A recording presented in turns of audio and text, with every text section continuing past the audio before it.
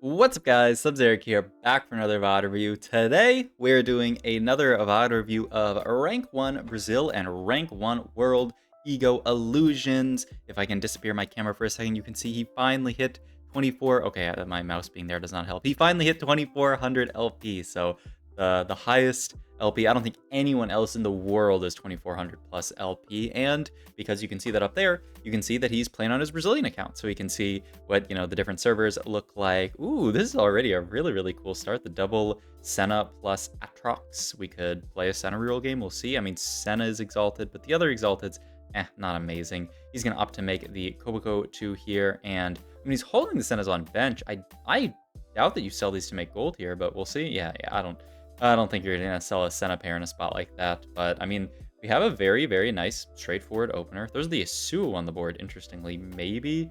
Because like this opens up the possibility of making gold, right? But I still don't think you would make gold in a position like this. Holding onto these bruisers seems so good. Only awkward thing so far here, look at our items. Our items are a little bit awkward. We have Shojin as an obvious slam, but it just doesn't synergize very well with this opener. We're holding onto this Yasuo setup, and with Faded Crest, we can maybe play towards that. Sleight of Hand is just a fantastic augment, though, so I feel like you probably have to angle that.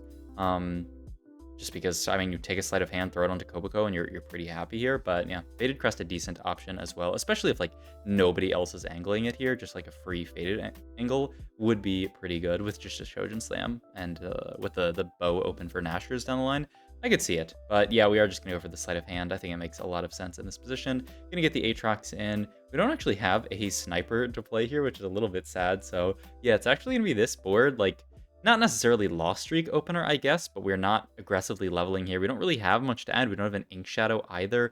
The ideal unit to put in here is Caitlyn, of course, because she slots into the board so well. She's ghostly and she's sniper, but we don't have her yet. Boom, there's Aatrox too, which, man, I wish we could have held that TG last round, and then we could throw it onto Aatrox here, because that would be monstrous for our early game. The person we fought was pretty weak, though. I think we did have to actually like have the TG onto Koboko to win that, so yeah, not the end of the world, but a little bit sad that we can't have this on Aatrox 2. But I mean, Aatrox 2 is Aatrox 2. We still get to make 10 gold here. We get to hold these Sennas. Like, this seems good. I'm very pleased with this opener here. The only thing is that, yeah, we have all of these kind of like AD units with AP items, which is quite weird. But maybe we'll find some way to sort of like bail us out of it.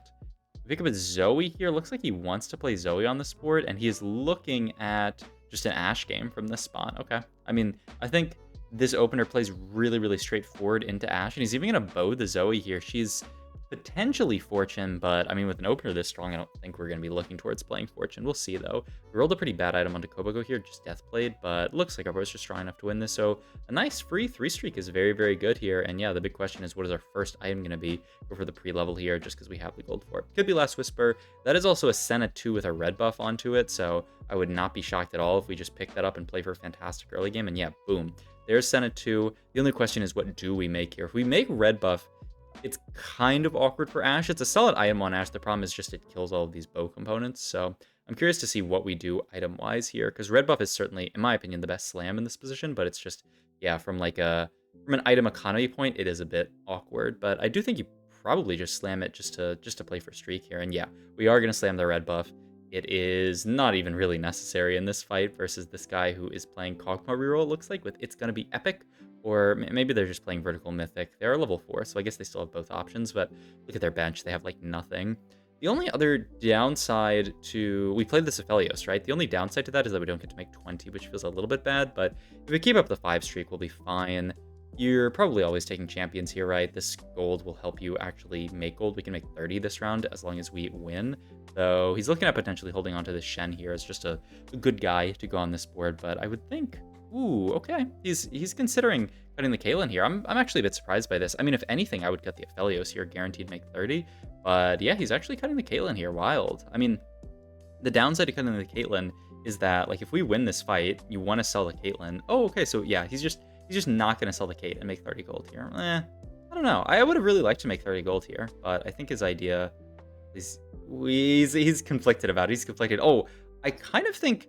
It almost looked like he wanted to make 30 there, but he couldn't... He didn't have the APM to sell the Yasuo in time, and now he's gonna get the Caitlyn back in over the Shen here. Yeah, I don't know. I would have liked to see him make 30 gold that round, probably just by playing the Caitlyn over the Shen, or you could even just sell the Aphelios, but I think because Aphelios is gonna be on your late game board, if we're actually playing this this Ashe comp, like I think it just makes too much sense. But you know, I mean he's 2400 LP, so I can't yap too much. We do pick up a Jax, so we can throw this onto the board here for Tattoo of Protection, make a D-Claw as our only real slam here.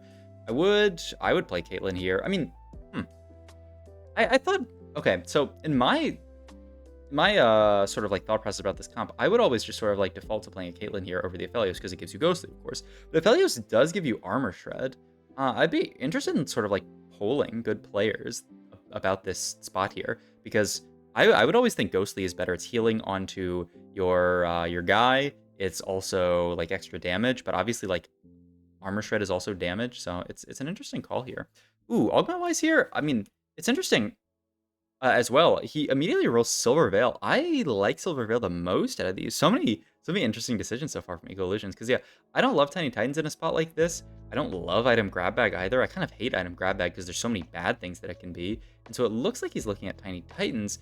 Silver Veil I kind of like in this comp because it guarantees that you're going to have uptime onto stuff like your Ashe. Just make sure that she doesn't die. But yeah, I mean, he's going to go for the Tiny Titans. This is something we've seen in previous sets, where in spots like this, people will take Tiny Titans and just use it to like fast 9 and say like, I don't really need to stabilize my board at all because I have 130 HP at 3-2. So like I'm never going to die here. So I could see it, just the Tiny Titans from this spot. I love taking combat in a spot like this to help push my streak. And I like Silver Veil a decent bit in this comp. But yeah, we're gonna take Tiny Titans here. Just start. Okay, now we finally have our first loss here. So maybe we'll start getting value out of Tiny Titans. And I mean, honestly, you can just like loss streak until like 4 or 5 or something like that. Also, he picks up the Caitlyn here, puts it back onto the board now. So not sure if he thinks in his heart of hearts that Caitlyn was always better, or if he just thinks it's better now as far as killing units. But I mean, yeah, this is going to be his board for now. We can level next round for something, maybe getting that Aphelios back in. Also, note really just diligent stuff. We have the Ornn here positioned in between the TG and then the unit that we actually want to get the item. So Ornn is always giving item to the Aatrox too, which is really, really smart stuff. Just guarantee that Ornn is giving the item to the right unit. So yeah, that's you know, just good, clean positioning here. And yeah, I mean, like I said, early game, our items are were a little bit awkward because of the fact that we kind of had to make red buff. So now we're pretty far from something like a Last Whisper. There's obviously an Ashe with bow and carousel. So if we can get gifted that, I mean, I think we're definitely taking that. We can't pick that up. Something like a Deathblade makes sense to me. Yeah, I mean, there's a sword onto this Lee Sin here. Deathblade, good synergy with all the attack speed from red buff. I guess the other possibility to slam is Gunblade, but I feel like it's always Deathblade here. We can, of course, level up here, like I talked about. Ooh. Oh, yeah. So this is the Exalted. It's Bard plus Yasuo plus Senna here. So he's actually going to fit Exalted here. That's really, really smart from Ego Illusions, just knowing that he can fit it. And yeah, it is just going to be the Deathblade here. I think that makes perfect sense. But yeah, it's Bard, Yasuo plus Senna. He's almost... Is he actually considering playing Exalted this game? Because you can play the Bard, you can play the Senna. I didn't catch what, like, the other 4 costs were. I don't recall. So is that something that can actually get played down the line? I guess we'll see, but maybe that's something he's considering playing. Oh my god, and we get even more player HP this game. Also a natural and Ashe. Nothing wrong with that, Mr. Mortdog. I will certainly take that. And so yeah, he can play that over the Kate here. Still, man, Ego Illusions is a ghostly hater is what I'm learning from this VOD. He really does not care about ghostly. Because like, honestly, I mean, maybe I'm too much of a ghostly lover, but honestly, I would probably still be playing the Kate here because I don't think Ashe 1 with 0 items is actually doing anything. But yeah, he's looking at... Well, let's go back and look at that team builder again real quick. Because this board is 2 out of 3 Exalted. It's Senna is Exalted and Nautilus is Exalted. And he does have the Bard as a possibility, but Bard's kind of hard to fit here. And he's thinking about what to actually fit onto this final board. She's saying Shen, Udyr. I mean, I don't see that, but we'll see. But yeah, there is a world Senna plus Nautilus. We just have to find the +1 that we're happy to play here. Like I said, I would not be like happy to play Bard, but maybe Bard can be a +1, or maybe there's a better unit to get in down the line. But yeah, I mean, it's actually a very, very playable Exalted here. Also interesting, just, I mean, smart flex play from Ego Illusions. He's going to opt to hold on to some of this stuff. He held on to the Ornn here for potentially just a stronger front line for his board, and he's just going to fit the 4 sniper in here. So he knows that he wants to play around 4 sniper, but he's holding on to this Ornn because the Ornn can potentially be frontline on this board. Picks up a bow here, so that can be Gwinsu, and then Redemption is the only other item that I think makes sense. So yes, items end up working pretty decently here. The only scary thing is no Last Whisper, right? No Last Whisper for Ashe is quite annoying. We do have the Aphelios, so it's probably not the end of the world, but Aphelios takes so long to get to that first cast. Like, look at this. All the way into this fight, like 10 seconds into the fight, we have no armor shred, which is scary. And we have no real way to get to it, so that's definitely something I think we'll prioritize off of Carousel, or I don't know if there's some way to get an augment that gives us items. We'll see, but yeah, I think that's definitely something to prioritize here.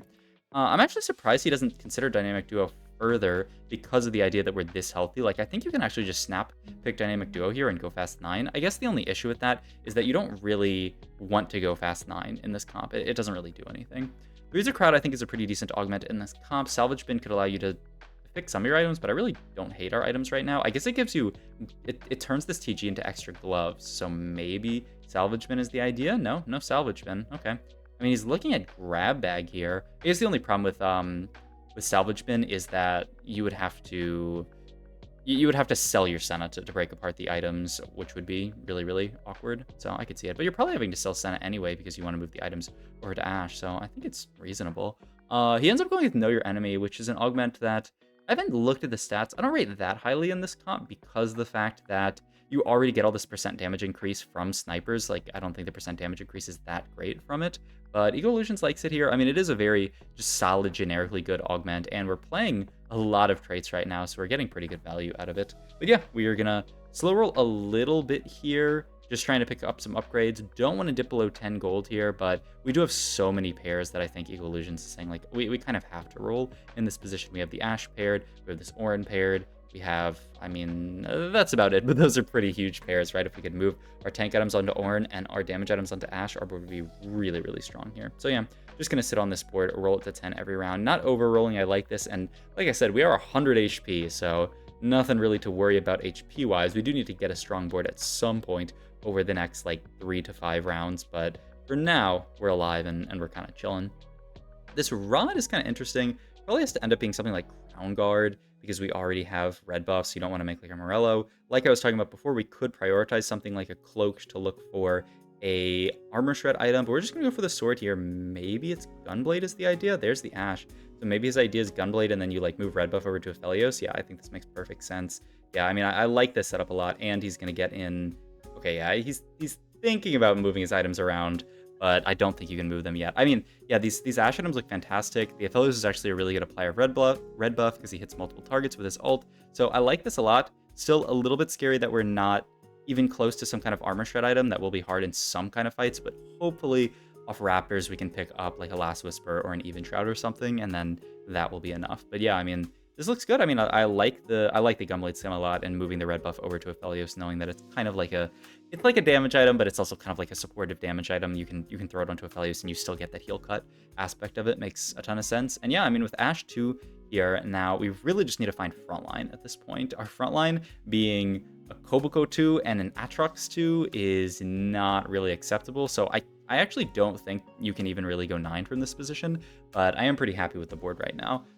I think it's good enough that you're not like dying here, though we do fight a huge Garen and just get a billion Ode. But yeah, you really want to pick up at least the Alawi 2 or the Ornn 2. Really, one of those will help stabilize your board a ton, and then maybe one of like the other little units here, like a Mumu 2 or Shen 2 or something. So we'll see if we can hit that next round. I do expect us to roll until we find at least some upgrade here, ideally multiple. There's a Lissandra, there's Ornn 2 immediately.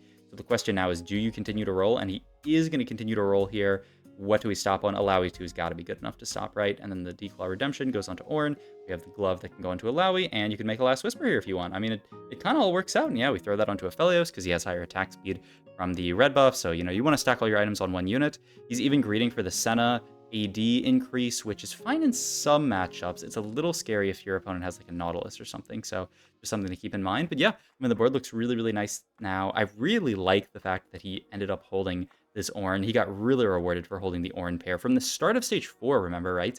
He held that Ornn at the start of stage 4, and he only really got paid off now at the start of stage 5. But now the fact that he has Ornn 2 makes the board stable, whereas say we hadn't held those Ornns, because we'd say this board is always, you always play 4 Warden, we actually would have been in a really horrible spot, because we have seen like 0 Nautiluses. We found Alawi too, but we wouldn't have as good of a board if we had opted to not hold on to this Ornn. So good, just flex play out of Ego Illusions is getting rewarded here, which you'll love to see it. I feel like so many people, when they, and I've had this happen to myself so many times in TFT, where I say like, I have to play this exact 8-unit board. I feel like whenever I do that, my games always look really, really bad. Also, he's considering the Yorick here as an inclusion on his board for Exalted, which could be pretty cool here. Yeah, the idea is you could play Yorick, and I mean, you have the opportunity of potentially playing Nautilus. It looks like he was looking at maybe getting a Lissandra in down the line, so maybe it's like Nautilus, Lissandra in Yorick. Nautilus, Lissandra is our final board.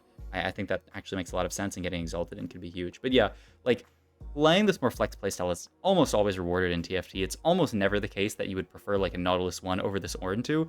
So hats off to Ego Illusions for this kind of flex play. And yeah, we have a pretty decent board now, though we are taking a couple of losses. You do want third Ornn item here for sure, I think. Okay, he's just going to go for the IE onto the Aphelios. He doesn't even care. I mean, Steadfast is a decent enough item. I would have assumed that we want an Ornn item, but looks like he's thinking we have enough frontline here, and he is just going to level up here for the Kindred to get faded in with the Thresh here. It's also Dryad, which is really, really nice onto this board, though we don't have any Dryad stacked, so it's not the biggest thing. The other big thing is that we get to pair with this Thresh here. But yeah, okay, Nautilus is going to cast here. Let's see if this is okay, because like this is what scares me about this positioning, is when you fight stuff like Nautilus Morgana here, I feel like you get AoE'd to all hell. Like, you can actually lose fights very easily with this positioning. And yeah, I think Ego Illusions gets punished there for that clump. I do not think if you have a Nautilus Morgana in your pool, you should be positioning like this. But yeah, 8 free rerolls here. I mean, we just went 9, so we have a lot of gold to work with. You can't actually fit the Ood here because you'd lose out on Faded. So I assume we're not going to play. And I guess once we have Thresh too, then this just becomes the version of the board that we're playing. It's, I mean, if we find Lissandra, you do still have the Exalted idea, right? It's just, you need to find Nautilus Lissandra, right? You need to cut the Thresh for the guy, the Yorick. You need to get Lissandra in over the Kindred that we just added, and then you have to cut the Amumu for Nautilus, and then that's Exalted, which I think, oh, actually, Lissandra's Exalted, so you can just fit her. Wow, okay, so there's actually so much stuff that you could fit on this board. Okay, so it would just be Lissandra over the Kindred, and then, I mean, you could just play Nautilus over, but you do want to get Behemoth in, I would think. So yeah, you would just be playing 3 Porcelain, which would be kind of awkward. You don't have to cut the Amumu for Nautilus. So yeah, I mean, I guess you could if you wanted to. But I mean, yeah, we're going to roll down here. We have so much stuff left to hit. Wow, we pick up a set 2 on the roll down, so that is just going to be in here. 3 Warden, which is kind of interesting. And we do finally find the Lissandra, but we ended up actually selling the Yorick on our roll down there, which feels a little bit... It feels a little bit bad that we can't play Exalted here, but I mean, I think now that we have this huge set 2 on our board, we're not thinking about cutting that guy at all, so it actually becomes a little bit more awkward to fit Exalted. You could still fit it if you really, really wanted to, right?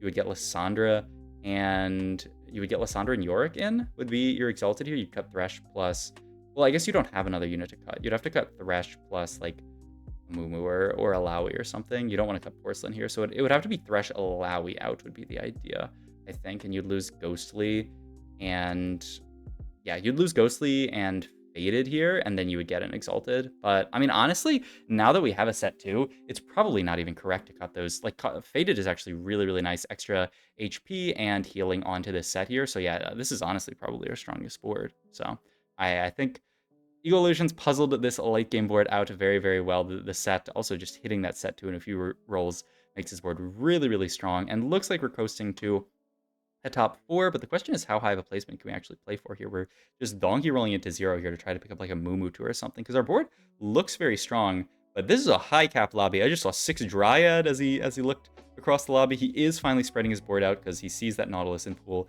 I really, really love this because, like I said, you can get so wrecked. There's also this Hui in pool, so yeah, if you clump versus this board, you're going to get destroyed. We do still end up getting Nautilus ulted, which I'm actually kind of surprised the Nautilus went that way because I think we positioned with our set on the other side. But the nice thing is we're not getting all this AoE onto our Ashe, so she ends up actually living to the end of the fight. With the Gunblade, she's not taking like Hui ult, and even the Nautilus ult going on her doesn't end up hitting like a lot of other units. It's like just hitting Ashe, which is really, really nice.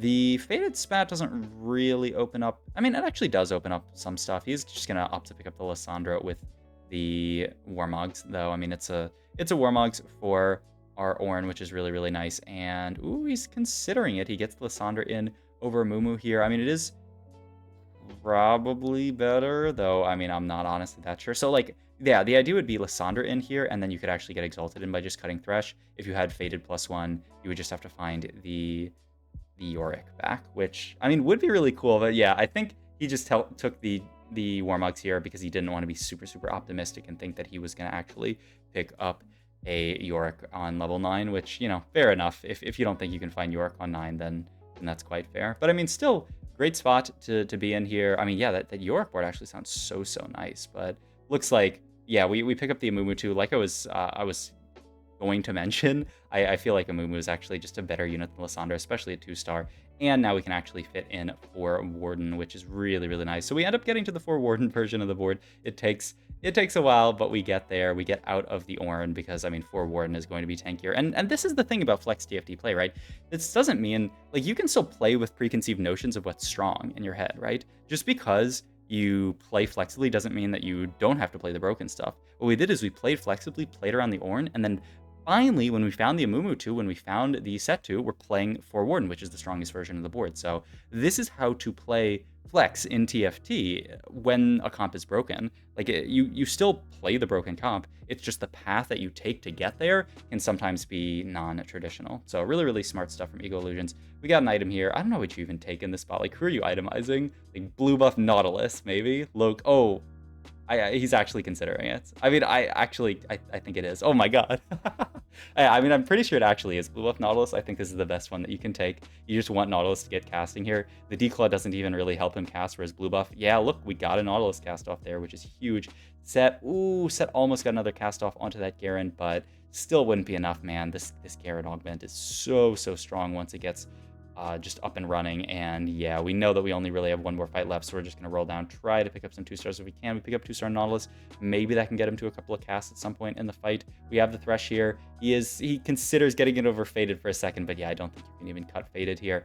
And we have to fight this really strong Lilia board. Maybe there's a world, though. Ooh, that Nautilus ult with the Senna next to our Ashe. Yeah, this positioning looks disastrous. And even with perfect positioning, could we win this? I mean, maybe, but certainly not with this. So it is going to be a top 3 from the rank 1 global Ego Illusions. I think this was a really pretty game to show you guys how to play flex in TFT, though. How you don't have to necessarily just play a cookie cutter version of a board. You can play a flexible board and then get to that strongest version of the board. So hope you guys enjoyed this video. If you did, please like, comment, subscribe. Check out my Twitch and all my other links down below. I'll see you guys in the next one.